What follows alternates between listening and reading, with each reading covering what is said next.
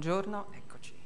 Buongiorno, mi chiamo Simonetta NARDIN ed è veramente un onore per me questa mattina introdurre il professor Elhanan HELPMAN, uno dei più autorevoli studiosi di commercio internazionale a livello mondiale. Il professor HELPMAN insegna commercio internazionale a Harvard ed è fellow all'Istituto canadese di ricerca avanzata.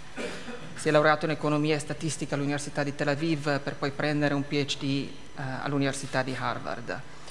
È un esperto di commercio internazionale, come dicevo, ma anche di bilancia dei pagamenti, tassi di cambio, ed è cofondatore della nuova teoria del commercio e la nuova teoria della crescita, che sono teorie che sottolineano i ruoli dell'economia di scala e della competizione imperfetta. Il professor HELPMAN ha scritto numerosi libri, 8 credo, tra i quali molti in collaborazione con Paul Krugman, che è molto conosciuto anche qui a Trento per aver partecipato in precedenti edizioni al festival. In questi giorni, proprio qui a Trento, abbiamo sentito parlare molto del bisogno di dare delle risposte ai cosiddetti sconfitti della globalizzazione. Negli Stati Uniti questo problema si è concentrato molto ed è stato identificato con l'entrata molto prepotente della Cina sulla scena del commercio internazionale e sull'effetto che questo ha avuto sui posti di lavoro e quindi poi sulla classe media degli Stati Uniti. L'ultimo libro del professor HELPMAN si intitola Globalizzazione e ineguaglianze e cerca proprio di approfondire il problema di come la globalizzazione e se la globalizzazione ha avuto questo effetto dirompente sulle disuguaglianze, soprattutto nei paesi avanzati. Avremo modo adesso di ascoltare il professor HELPMAN e per ogni domanda che vi sarà rimasta, alla fine avremo tempo di parlare, di dialogare con lui. Intanto lascio la parola al professor HELPMAN. Thank you very much. Can you put on my slides? Yeah, thank you. So as Ms. Nardin said, I've published a book on globalization and inequality, and this lecture is based to a large extent on the book itself. And let me start with the main conclusion of the book. And the main conclusion is that the impact of globalization through trade and offshoring on inequality is much smaller than commonly perceived. Now, this conclusion builds on a very large academic research literature that has evolved during the last quarter century and has investigated this issue. To be sure, globalization impacts inequality. And it also has other disruptive effects. But my point is that it is not the great villain that it is typically portrayed to be. Moreover, much of the impact of globalization is localized in various communities. In the US, it's across the country, the same in Brazil, the same in other countries. And this localization has political consequences that have been investigated, but which I will not discuss today. I will illustrate the main points that I just mentioned by discussing some of the key mechanisms that link trade, offshoring, and inequality. And I will discuss the quantitative evidence in support of these mechanisms. And then you can judge for yourself whether this quantitative evidence is consistent with what you read in the newspapers, for example. But let me start with a little bit of historical background. So there have been historically two large waves of globalization. And what you see here is essentially the volume of world trade relative to income. And the first one started in the early part of the 19th century. It petered out between the two wars, and then it caught on again after the Second World War. And the first one was discussed quite extensively yesterday by Kevin O'Rourke, actually in this room, if you were here. Now, what's sort of important here is to note that this pattern is highly correlated with growth. So when the first wave of globalization starts in the early part of the 19th century, this is also a time when world growth in income per capita expands as well. And the spectacular growth after the Second World War is also correlated with globalization. But I will not discuss these issues today.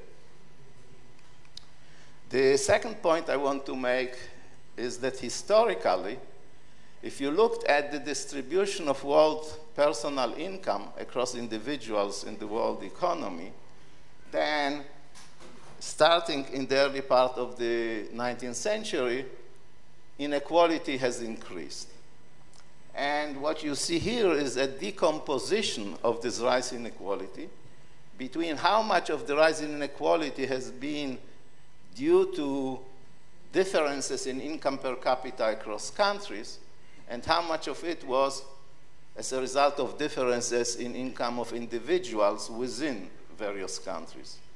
And the only point I want to make here is that the big rise in world inequality was driven by rising gap in income per capita between the rich and the poor countries. The rich countries grew faster than the poor country, and this generated these expanding gaps. In more recent years, there has been rising inequality within many of the rich countries, as well as a fair number of poorer countries. So I will come to this point in a moment. But there is one point that I feel I have to make, and this is what happened to poverty across the world. So here is data produced by the World Bank about the fraction of people in extreme poverty and their number. And the important point to note here is that in 1981, there were close to 2 billion people in the world who lived in extreme poverty. And this number declined to by about 600 million over the time span that's in the graph, namely up to the Great Recession. During this same time, the population has expanded by about 50%. And I want you to think about it. Was this decline in poverty, which is actually spectacular, was this possible without globalization? And there are many good reasons to think that it wouldn't have been possible without the integration of the countries that were relatively poor into the world economy. So my narrative starts from here. On the upper panel, what you see is the US college wage premium. So this is by how many percent college graduates earn more than high school graduates. And what you see here is that starting in the late 70s, the college wage premium rose tremendously. And this rise in the college wage premium was responsible to a large extent to the rise in inequality in the US during that period.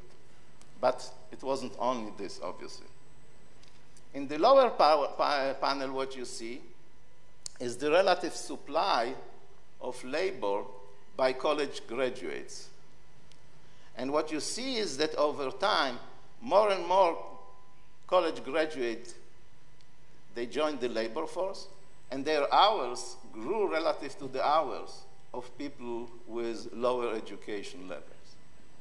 So this raises a puzzle. How come that this increasing supply of a particular type of labor did not depress its relative wage, but to the contrary, the relative wage of these college graduates kept rising for many years. So there has been a lot of research on these issues. And I'm going to skip briefly some of the arguments, like the decline of unionization, the regulation of labor markets, capital markets, and product markets, and in the US, a decline in the minimum wage. Each one of them had some effect, but this is not the topic of my talk. People who noticed this dramatic rise in the college wage premium advanced two alternative hypotheses. One was that it was caused at the time by international trade. And the argument is the following. This was a period in which many less developed countries joined the world trading system. They exported to the richer country products that were intensive in low-skilled labor. As a result, they depressed the relative prices of goods that use low-skilled labor intensively. And therefore, in the rich countries like Italy, the UK, the US, this depressed the relative wage of the low-skilled workers, and it increased inequality.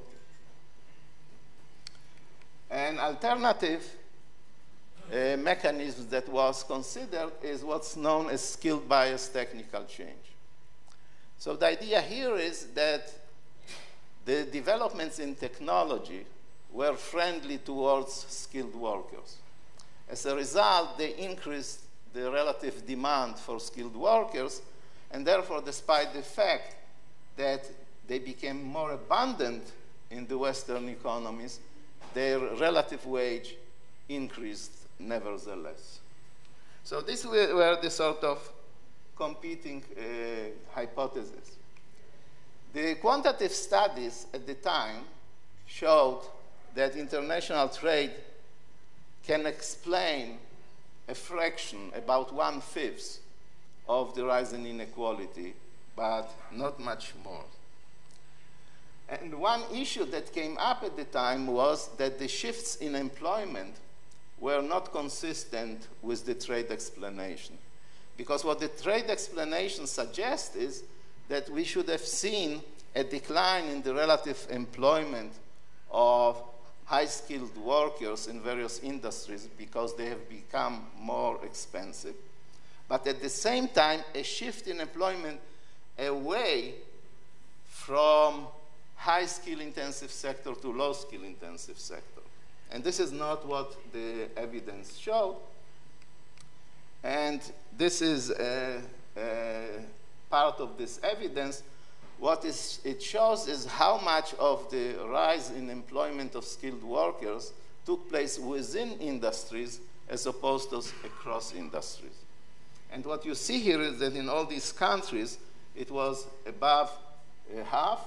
So in Sweden, it was about 60%. In Belgium, it was more than 90%. And this rise in relative employment of skilled workers within industries took place at the time when they have become much more expensive. And this is what shed some negative light on the explanation that used trade and offshoring for the rise in the college wage premium. There was no quantitative evidence to speak of about the role of technical change.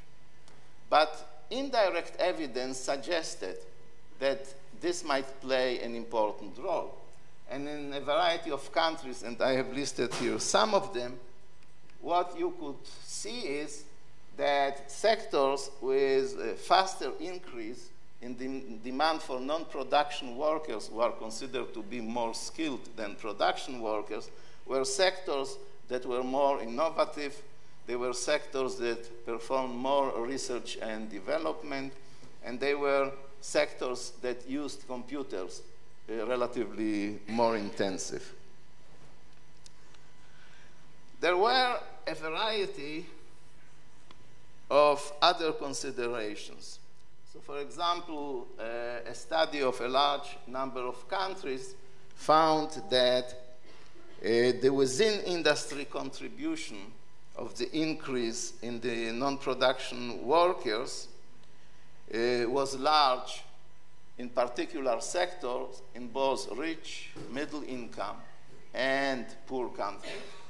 And importantly, these sectors in which this occurred were correlated, positively correlated, with skill upgrading in US industries. So these are non-US countries, the countries I have listed at the top of the slide. And what happened in these countries was correlated in what happened in the US. So this provides evidence that the change in technology was of similar nature in all these countries. What were the other problems with the trade explanation? So if you buy into the explanation that I gave you at the beginning, which is about the integration of less developed countries in the world economy as the main driver of rising inequality in the rich countries, then you should expect the opposite shift in inequality in the poorer countries. But this actually did not happen, and trade liberalization in these countries raised also the college wage premium in many of them. There was also a lot of work on the entire wage distribution, and I don't have time to talk about it. I talk about it in the book. If you look at a variety of countries, you see that the shifts in inequality were quite different in upper tails versus lower tails versus middle tails of the wage distribution. Another phenomena which is quite important, and I hope that I'll have time to talk about it, is that trade liberalization in the form of the formation of, for example, free trade agreements or just unilateral reductions of trade impediments, they have risen inequality of wages of workers with within the same category. So what I mean by this is, if you take a category that consists of an occupation, an education level, gender, experience, and you take this group, they are all similar in these dimensions, and you ask what happened to the wages of these people in the group. And the answer is that wage inequality among them has increased. And it has increased quite importantly in many of the countries. Moreover, this residual wage inequality is quite large. And I'll show you some numbers later and potential explanations. So there was a whole set of puzzles that faced economists who were interested in these issues. And the question was, how did the profession respond? So the profession responded essentially by broadening the canvas of links between globalization and inequality. And the broadening of this canvas consisted of adding a variety of mechanisms that can produce such links. So one is assortative matching. I'll say a little bit about it later. And this is how workers with different abilities are employed by firms with different productivities, or managers with different abilities, or sectors with different technology levels, things of this sort. The other is the regional disparity. This actually proved to be a very important phenomena which has very strong political implications that have been investigated in a variety of countries. The other thing that has been introduced is explicit consideration of the fact that firms within industry are not all alike. and that there is a big variation in their technology level. And the question then is, does this variation, which possibly varies across sectors and possibly across countries, has a bearing on this relationship between international trade and offshoring on the one hand, and inequality on the other hand? And the other one is technology choice. So when you think about a period of rapid technological change, firms have a choice whether to adopt new technologies or keep working with older technologies. There are typical differences between the technologies in the skill intensity. The typical thing is that the newer technologies require more skilled workers relative to the unskilled, and profitability considerations of these business firms dictates what sort of technologies they choose to adopt. And the last point I want to mention briefly has to do with frictions in the labor market. These frictions vary across countries, they vary across labor markets, and they also impact the relationship between globalization and inequality. So let me start with sorting and matching. I'll be quite brief on this. So here the point is the following, that where in markets, workers choose to which job to apply, and firms choose which workers to employ. And if there are differences between the characteristics of the workers and characteristics of the firms, then there is some matching process between workers and firms. And what typically happens is that if the technology has the feature of what we call complementarity, then this matching leverages wage differences across firms.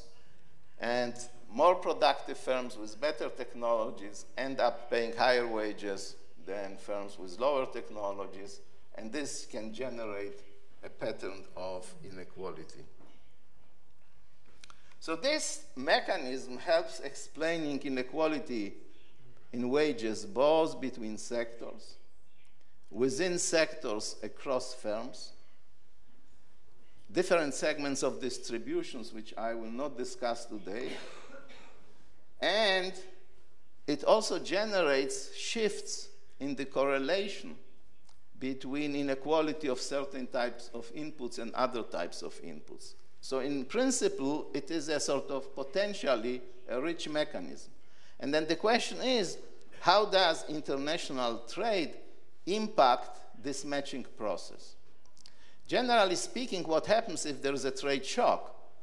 It can be the rise of China, it can be a free trade agreement, it can be a reduction in tariffs, or hikes in tariff, which is what we hear about more recently. All of these induce a rematching in the labor market. And this rematching has consequences for the structure of wages and for wage inequality. So to illustrate, there are here sort of two figures about correlation in compensation of managers and workers in different industries in two countries. One is in Brazil in 1994. This is immediately a few years after their trade liberalization process and when they started a stabilization program. And the other is in Sweden. So the two countries are very different, obviously, in terms of their structure, in terms of their size, in terms of their degree of integration in the world economy. But what you see is that in both cases, there is a positive correlation, which means that sectors that pay higher wages to their managers, they pay also higher wages to their workers. Now, this doesn't have to be the case. We can think about analytical frameworks where this is not the case. But this is essentially what we see in this type of data. And this has implications for wage inequality. So here is a calculation derived from a relatively big study of many countries in the world economy. These countries are linked by trade, and there are in each country different types of workers that vary by gender, that vary by education, and so on. There are 5 types of education levels here. High school dropouts, this is the first one, high school graduates, some college education, college graduates, and advanced degrees. So we have here 5 groups of workers who vary by education. So this study has used, as I mentioned before, many countries that are linked to each other by trade. And what I show you here is essentially a small table with results for the US. So there you could perform different counterfactual analysis in order to identify how much different shifts in the world economy impacted inequality. So in the first row, what we have, which says a decline in trade costs, this is a calculation that answers the following question. We know that trade costs have declined over these years, from 2000 to 2007. In fact, they have declined for many years. And again, Kevin Org discussed yesterday the sort of global decline in trading costs and how important this was for globalization. So they declined over these years. And what this measures is by how much real wages increased in each one of these groups in the United States. So what you see is that the smallest hike in wages took place among the high school dropouts, and the largest one among individuals with advanced degrees, master's degree, PhDs, and the like. But generally speaking, you see this upward trend across education groups. Now, this is sort of consistent with the matching theory that I mentioned before. On the other hand, what you see is that the increase is very small. We are talking about a bit more than 1% for the lowest skill group and close to 2% for the highest skill group. And this is way smaller than the actual rise in the college wage premium. So the gaps here that this can explain are rather small compared to the big increases. For example, it was of the order of 45% that it increased between the late 70s and the early 90s. The second line reports comparable numbers for another experiment. And this is the experiment which answers the following question. We know that during this period, this is the period when China joins the WTO, productivity in China increased. So this rise in productivity changed their competitiveness in the world economy. And then the question is, how has this increase in the competitiveness of China affected wages of these groups? So the first point to notice that it did not cause a decline in wages. It has caused an increase in wages of each one of these groups. And again, the biggest rise was for the people with the advanced degrees, the most educated, and the smallest for the people who dropped out of high school. But again, these quantities are very small. So this also basically is a far cry from explaining the actual rise in the college wage premium. So the next issue I want to discuss is the regional effects. So the regional disparity is quite important, and it's particularly important in large countries where there are big gaps in compensation across different regions. So a very interesting study looked at the impact of trade liberalization in Brazil. So what we know is that in 1991, Brazil, Argentina, and some other countries, they signed a free trade agreement known as Mercosur. And this free trade agreement dropped tariffs among these countries. And it was the case that these countries traded a lot among each other. So this is similar like the EU countries, they trade a lot among each other. It's the same in North America. What used to be NAFTA of 3 countries was also a case in which Mexico, US, and Canada, they've been trading a lot among each other. So this is a case where there was a reduction in tariff trade liberalization. And what was found in the Brazilian case is that this trade liberalization did not increase the wage gaps across these regions. To the contrary, it reduced these wage gaps. So in a way, across space at least, this free trade agreement was an equalizing force. On the other hand, one could also ask, was it an equalizing force with regard to the wage gaps between skilled and unskilled workers? And the answer is yes, it was.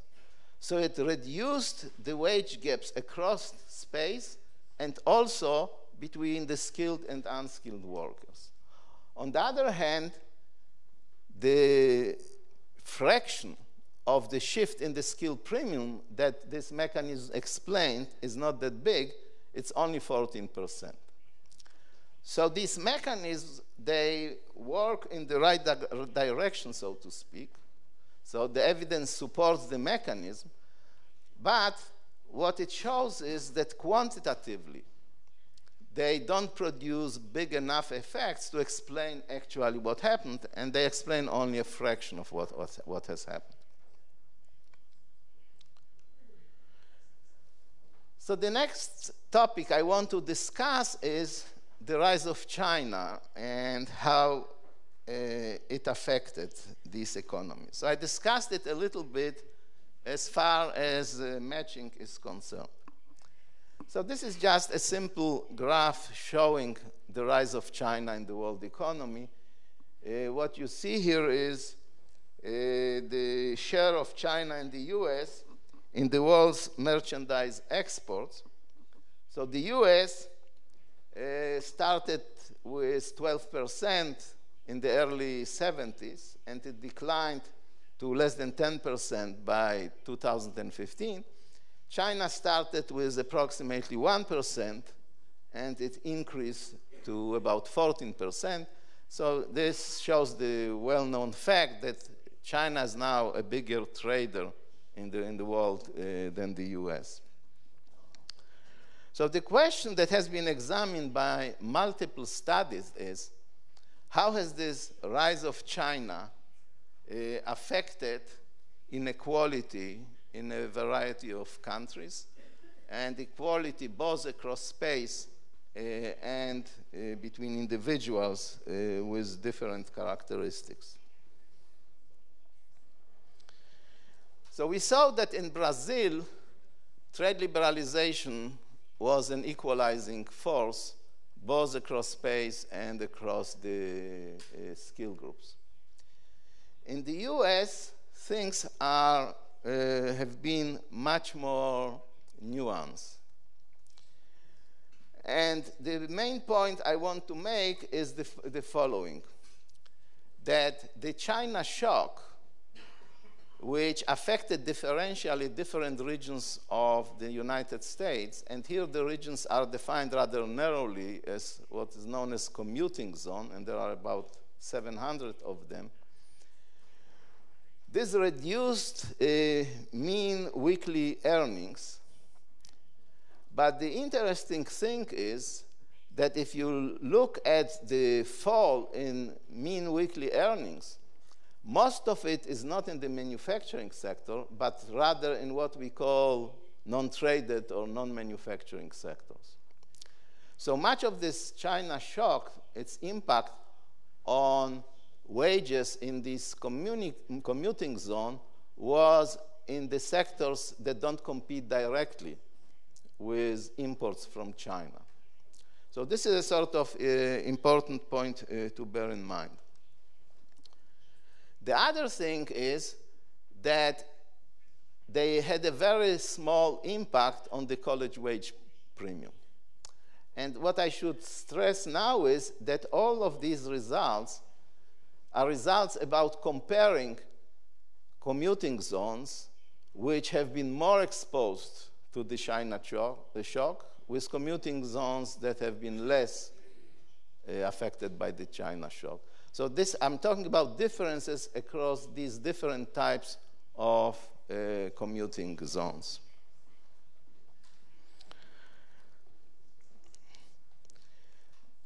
The interesting thing about this study is that although the variation in the college wage premium wasn't very high there were important impacts on other variables.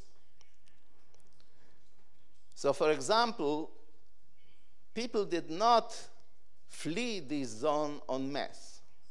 There have been some changes in population, but they were not very big. And this is an important point because what it means is that if people are tied to their localities, this makes adjustment much harder. On the other hand, what happened is that these commuting zones that were more affected by the China shock, they responded by lower rates of labor force participation. So people didn't leave, but many started to give up on searching for jobs, essentially. This is what it means. So there was, of course, an increase in unemployment in these zones, but many people became discouraged and they stopped looking for jobs.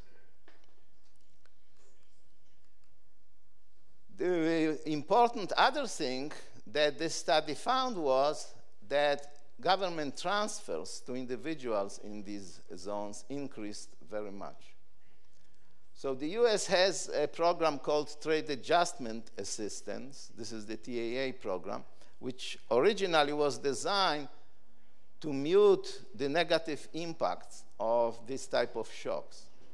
The problem is that this program is underfunded, and it's very small, especially compared to the needs if you really want to provide this type of insurance networks for individuals who are harmed by trade. And again, Kevin talked yesterday about the importance of these insurance networks, and when they are available, this makes policy design much easier. And without them, it's much harder to deal with the negative impacts. So the people started to use more of the trade assistance. They started to use more unemployment benefits, disability insurance, and the like. Now, this study focused on the import side. So it did not factor in the fact that the China shock also affected exporting industries. And there is a question of whether this regard for exports is important or not. A sort of simple calculation that they made was that maybe their estimates overestimate the real impact by 25%. Namely, if they were to take account of export, then the negative impacts would decline by a quarter. This is essentially the implication of this. I'll come to this point in a moment. Now, the accounting for exports was actually very important in other countries. So there is a very good study of Germany which uses exactly the same methodology, except that it factors in the export channel. And what they find is that the China shock had a very small impact in Germany. Not surprisingly, in integration of Eastern Europe into the world economy played a bigger role in Germany than the China shock. But none of them was huge anyway.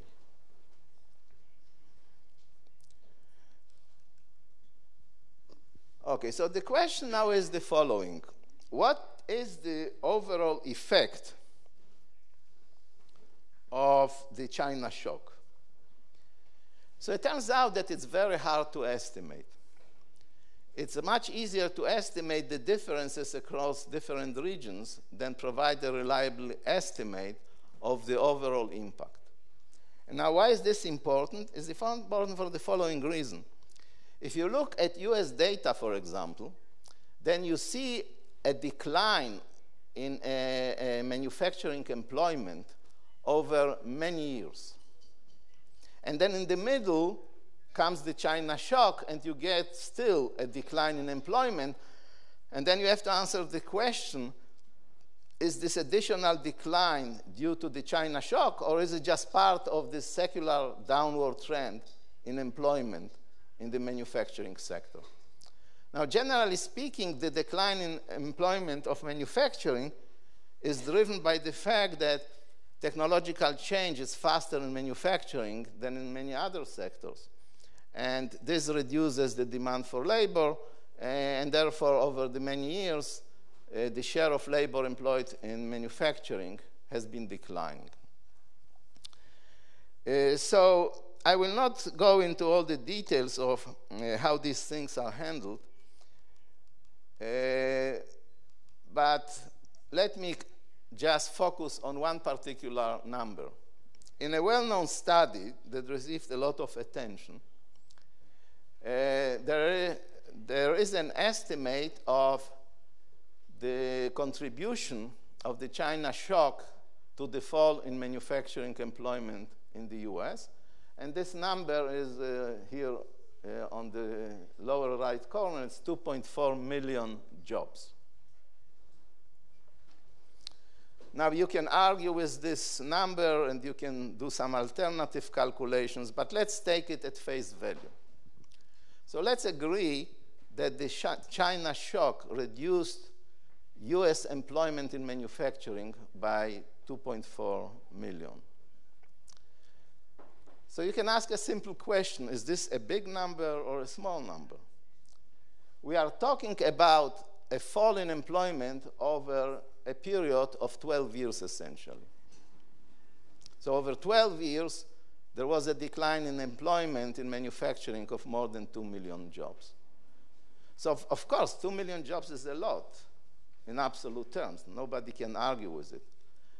But is it a lot given the way the US economy functions? So one way to think about it is to consider what's known as labor turnover in the US economy. The US economy is a huge economy, obviously, and it's, generally speaking, a very dynamic economy. So it has a very large rate of labor turnover. What does labor turnover tell us? It tells us how many separations we see in a period of time and how many new hires we see. And if these numbers are approximately the same, then generally speaking, we don't observe a change in the total level of employment. So in the US economy, labor turnover has been estimated to be 12 million jobs per quarter, every 3 months. And in some other estimates, 9 million. So if every 3 months, 9 to 12 million people separate from their jobs, and another 9 to 12 million people find new jobs, and this happens every 3 months, then a little over 2 million jobs over 11 years doesn't sound like a huge number. Why am I emphasizing this? I'm emphasizing this to say that given the way the US economy functions, the China shock or its effect on employment in manufacturing should have been relatively easily absorbed over this 12-year period. Now, this is not to say that people didn't suffer. It's not to say that certain regions became depressed. And we have a lot of evidence on this. But at a macroeconomic level, it's not such a huge phenomenon. Now, there are alternative estimates that use different methods of the China shock. And one very interesting is provided in a more recent study. And they factor in exports, imports, the use of intermediate goods. And they come up with much smaller numbers. And the numbers are that this reduced US manufacturing employment by less than 0.5% over a 15 years period. So it's a little bit over 500,000 jobs. But employment in non-manufacturing sectors, which was enabled by imports of cheap intermediate inputs from China, got a very big boost. And they estimate that overall, the outcome was positive. So this is just to illustrate that there are many facets to international trade. And if you do a partial calculation, you don't account of exports, you don't take account of intermediate inputs, you can miss an important part of this story. So the next set of issues I want to discuss have to do with an expansion of the view of international trade that has been observed in the last 20 years, or less than 20 years. So what happened was that in the late 90s, new data sets became available that were not available before. And they are much more detailed than previous data sets. And by now, there are many of these data sets. They are very detailed, they are very big, they are very interesting, and they can be used to study a variety of issues. But they produced new evidence concerning globalization. In particularly, what they pointed out was that in most sectors that export, only a small fraction of firms export. Exporters are typically bigger and more productive than non-exporters. Large firms, this has been known for some time, pay higher wages, but as a result, exporters, who are the larger firms, they pay higher wages. And there has been a theory developed to explain these patterns. And this theory has many important implications. So I'm going to just focus on a few of them, which are germane for the relationship between trade and inequality. So one sort of interesting point is that if you factor in these features into your consideration, you can show that under some circumstances, trade leads to wage polarization. And this is a well-known empirical phenomena in a fair number of countries. The other thing you can do is you can link international trade to economic growth and inequality. And typically, international trade accelerates growth, but it can also raise inequality. Whether it raises inequality or not, it depends actually on the international regime. For example, the extent to which there are free or limited international capital flows. Okay, the point that I want to emphasize now is the following.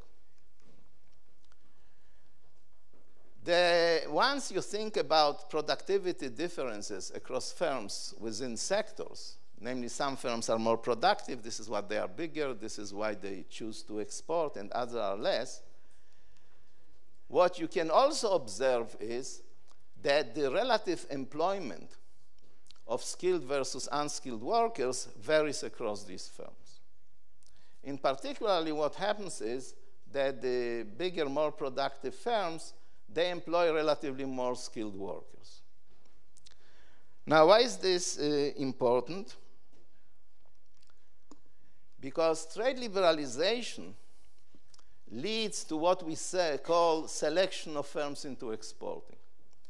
So if you have a decline in impediments to trade, either because shipment costs fall or tariffs decline or something else of this sort happens, then what happens is that within these industries, market shares get reallocated from the less productive firms to the more productive firms. And a larger fraction of firms start exporting. So what this does is it raises the relative demand for skilled workers, and then potentially it can raise the college wage premium. And so the question is, how important is this phenomenon? So we have a very nice study that examines this across a large number of countries, essentially 60 countries. It builds in these relationships that I have just described, and much more, of course, but I'm just focusing on what's relevant for the topic of my talk. And this is what they found. So you look at the right panel in this figure. What this panel shows is the following. If you took these 60 countries and you closed their trade, you wouldn't allow them to trade with any other country, by how much would the college wage premium decline?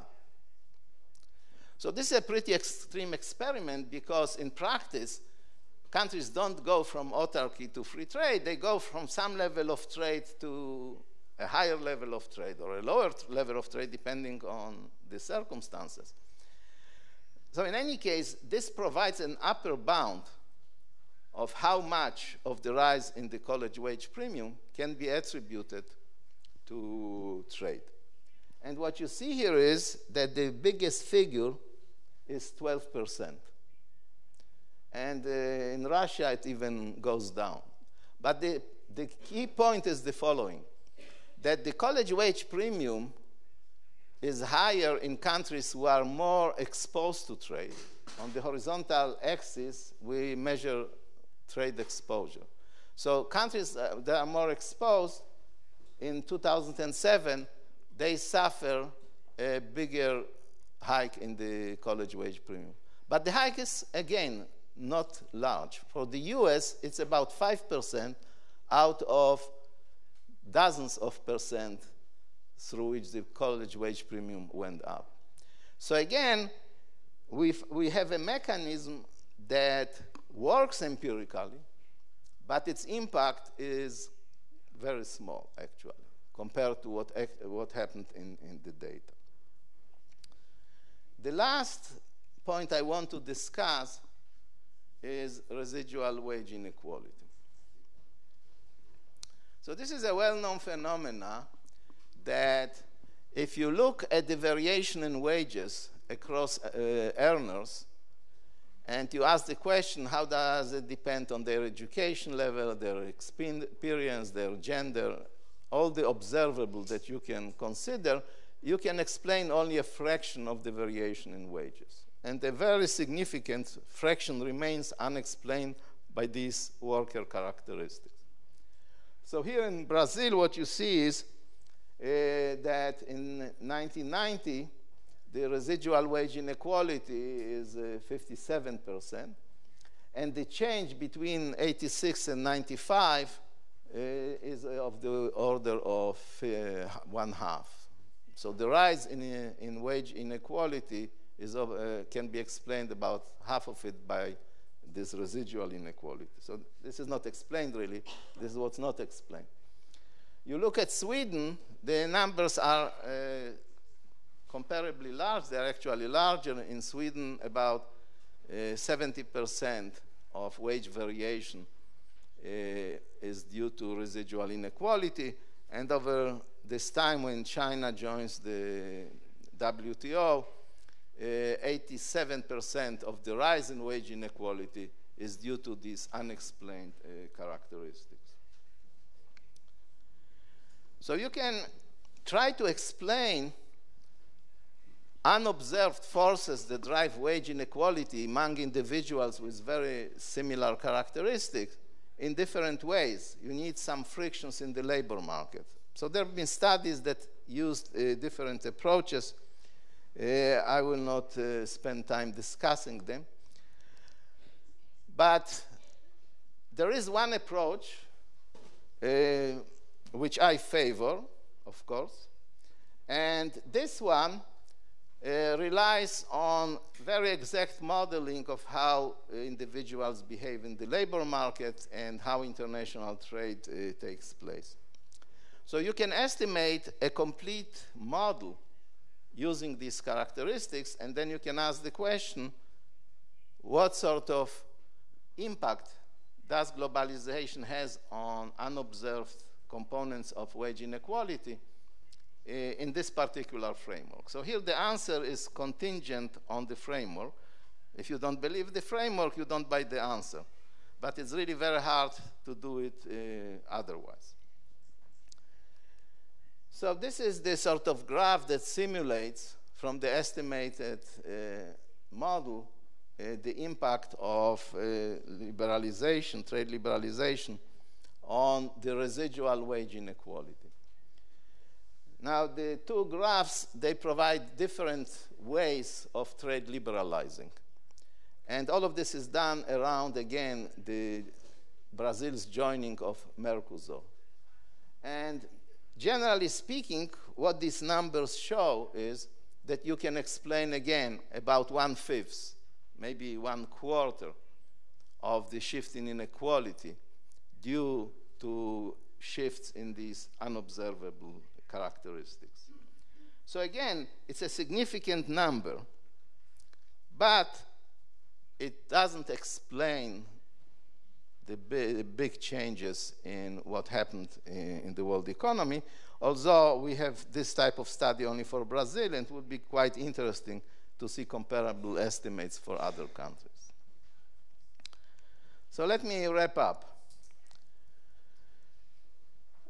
I hope that I convinced you that international trade and offshoring too, I didn't speak explicitly about offshoring, but in the book I cover offshoring, the operation of multinational corporations, and many other things.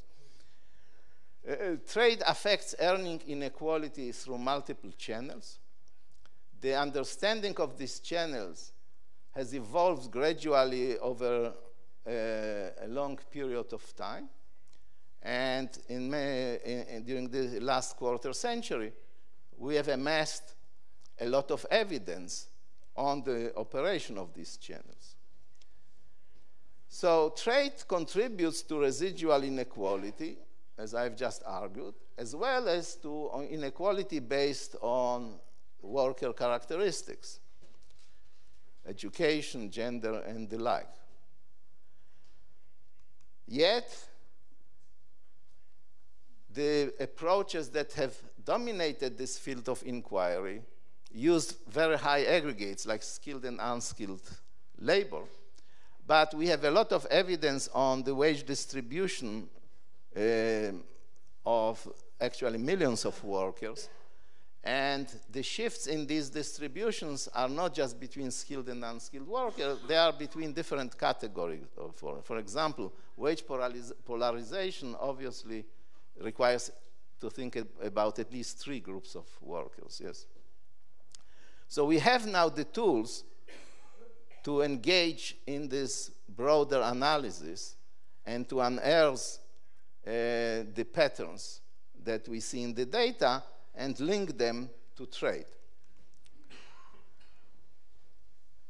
The new thinking about international trade that I have described to you briefly towards the end of my talk suggests that there are a variety of new mechanisms that link globalization with inequality.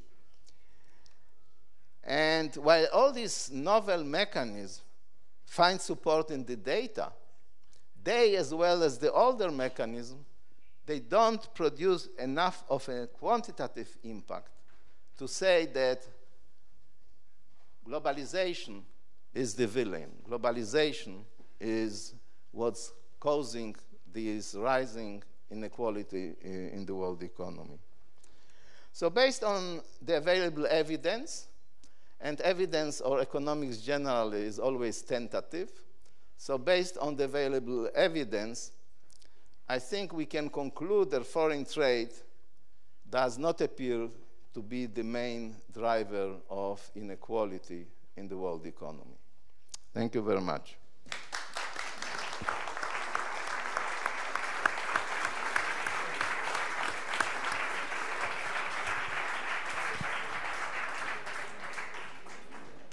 Grazie professor HELPMAN per questa discussione molto esaustiva sull'impatto del commercio internazionale sull'ineguaglianza e soprattutto per quello che riguarda gli Stati Uniti. Se ci sono delle domande in aula, ne vedo una lì, fatela, 1, 2, 3, benissimo. Se per favore ci dite il vostro nome e se siete brevi. Grazie mille. Sì, grazie. Molto brevemente, io mi chiamo Francesco Estrafallaces e lavoro per il Consiglio Nazionale degli Ingegneri. Grazie professore per la sua esposizione estremamente interessante. Vorrei fare una considerazione di mezzo secondo e una domanda. Mi sembra di capire dalla spiegazione fatta dal professore che in realtà i dazi se non hanno un effetto neutro sulla diseguaglianza e sulla dinamica di sviluppo di qualunque paese, ci sono molto vicini. Quello che lei dice in realtà invece ci spinge a credere che più che concentrarci sull'innalzamento di barriere, forse ogni singolo paese, a partire dal governo italiano, dovrebbe concentrarsi maggiormente su delle politiche interne, di politiche industriali, politiche per capire come incentivare meglio, per esempio, le discipline STEM, le discipline legate alle scienze, alla tecnologia, all'ingegneria all'interno delle scuole, all'interno delle università, e politiche industriali. In Italia negli ultimi anni si è cercato di incentivare, si è capito in qualche modo che andava incentivata la digitalizzazione all'interno delle imprese, si sono attivate delle misure fiscali, cosiddette industria 4.0. A me interesserebbe capire adesso, sulla base di tutti gli studi da lei fatti, che tipo di politiche industriali, anche a partire dal modello americano, lei si sentirebbe come dire, di consigliare. Qualche esempio se possibile. Grazie.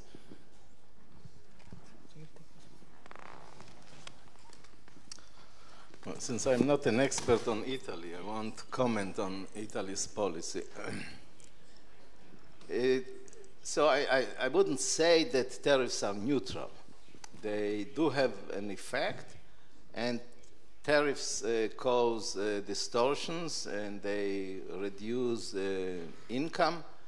They don't raise inequality by huge amounts. This is the evidence, but it doesn't mean that they are good. If a tariff reduces income by 1 or 2%, proportionately across everybody, this is still bad to lose 1 or 2% of income, even if everybody shares equally in this situation. So this I wouldn't say. Now, about industrial policy, I mean, there are well-known facts about industrial policy that governments are very poor in picking winners. So this typically is something that I wouldn't recommend. You mentioned other things such as research and development, and this is an entirely different phenomenon. So we know, for example, that the rate of return on research and development is typically higher than the rate of return on investment in capital, equipment, or structures.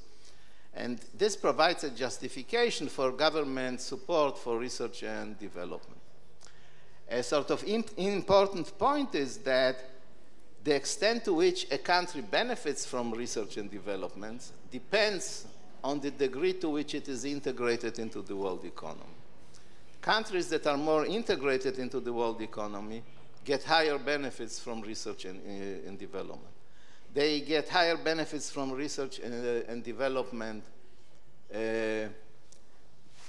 directly, and they also get higher returns indirectly through the international channels. So we have studies of this, and we know that these differences are quite large and quite important. I may also add that there is evidence that countries that have better tertiary education systems, they benefit even more from international integration via research and development. So this is an area in which I think there's enough evidence to justify, if somebody wants to call it industrial policy, fine, but it's essentially support for research and development. As far as other aspects of industrial policy are concerned, I think I'll choose not to comment.